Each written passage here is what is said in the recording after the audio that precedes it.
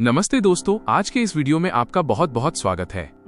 दिल्ली में बर्फबारी, snowfall in Delhi, क्या ये वाकई संभव है या इसके पीछे कुछ और वैज्ञानिक रहस्य छिपा है?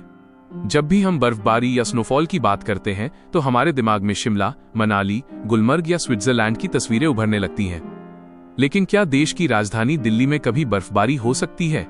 सोशल मीडिया पर अक्सर ऐसी खबरें या व्हाइट विंटर वंडरलैंड जैसी तस्वीरें वायरल होती हैं, जिनमें दिल्ली और नोएडा की सड़कें सफेद चादर से ढकी नजर आती हैं। इस विषय को गहराई से समझने के लिए आइए हम इसके पीछे के मौसम वैज्ञानिक कारणों, दिल्ली के भूगोल और जलवायु का एक विस्तृत और तथ्यात्मक विश्लेषण करते हैं। 1. मिथक बनाम वास्तविकता। क्या दिल्ली में सचमुच स्नोफॉल होता है? सबसे पहले वैज्ञानिक और भौगोलिक वास्तविकता को स्पष्ट करना जरूरी है।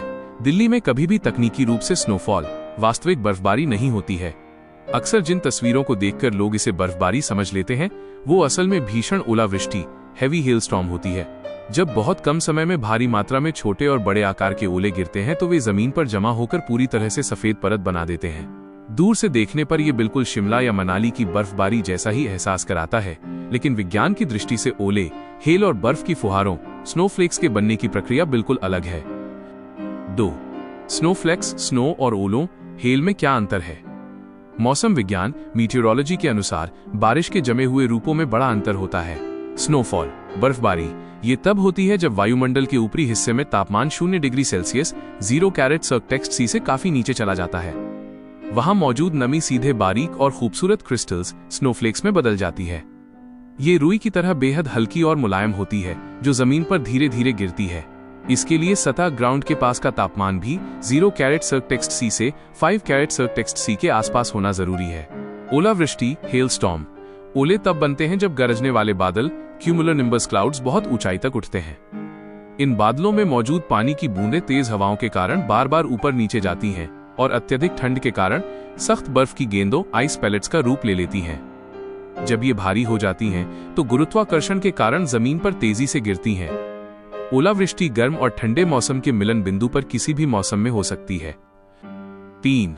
दिल्ली के भूगोल में बर्फबारी क्यों असंभव है?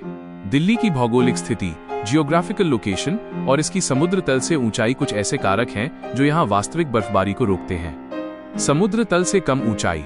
दिल्ली मैदानी इलाके, नॉर्दर्न प्लेन्स में स्थित है और इसकी औसत ऊंचाई समुद्र तल से केवल 200 से 250 मीटर है। पहाड़ों में बर्फबारी के लिए कम से कम 1500-2000 मीटर की ऊंचाई और लगातार सब जीरो तापमान की आवश्यकता होती है। अक्षांश, लैटिट्यूड। दिल्ली उपोष्ण कटिबंधीय क्षेत्र, सब ट्रॉपिकल जोन में आती है।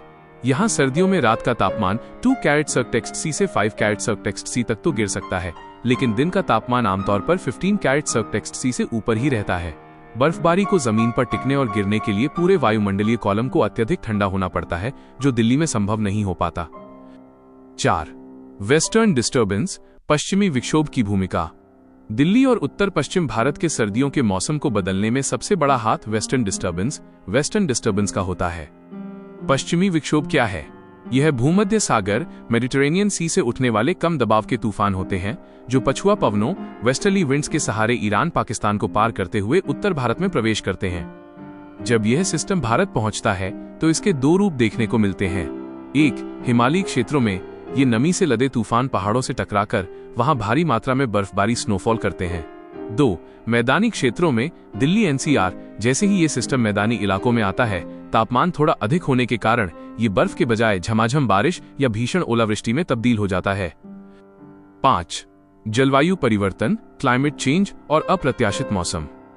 हाल के वर्षों में दिल्ली NCR के मौसम में कई असाधारण बदलाव देखे गए हैं। वैज्ञानिक मॉडलों के अनुसार ग्लोबल वार्मिंग के कारण वायुमंडल में ऊर्जा और नमी का संतुलन बिगड़ रहा है। यही वजह है कि सर्दियों के अंत में या मार्च के महीने में भी अचानक अत्यधिक तीव्र पश्चिमी विक्षोभ सक्रिय हो जाते हैं। इसके कारण कुछ ही घंटों के भीतर इतनी भीषण ओलावृष्टि हो जाती है कि पूरी दिल्ली NCR जैसे नोएडा या गाजियाबाद के कुछ इलाके सफेद चादर में लिपट जाते हैं। इन दुर्लभ और तीव्र मौसमी घटनाओं को अक्सर आम बोलचाल में दिल्ली की बर्फबारी का नाम दे दिया जाता है। दिल्ली की जलवायु और चरम मौसम के मुख्य बिंदु। मौसमी कारक। सामान्य स्थिति, चरम मौसमी घटना का प्रभाव।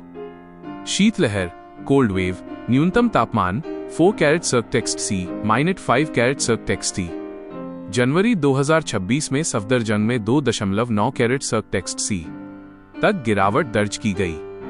ओलावृष्टि, हेलस्टॉर्म, छोटे आकार के सामान्य ओले, तीव्र पश्चिमी विक्षोभ के कारण सड़कें सफेद बर्फ जैसी चादर से ढक जाती हैं। कोहरा फॉग, दिसंबर और जनवरी में घना कोहरा। मार्च 2026 में भी नमी और प्रदूषण के कारण दुर्लभ मिश्रित कोहरा देखा गया।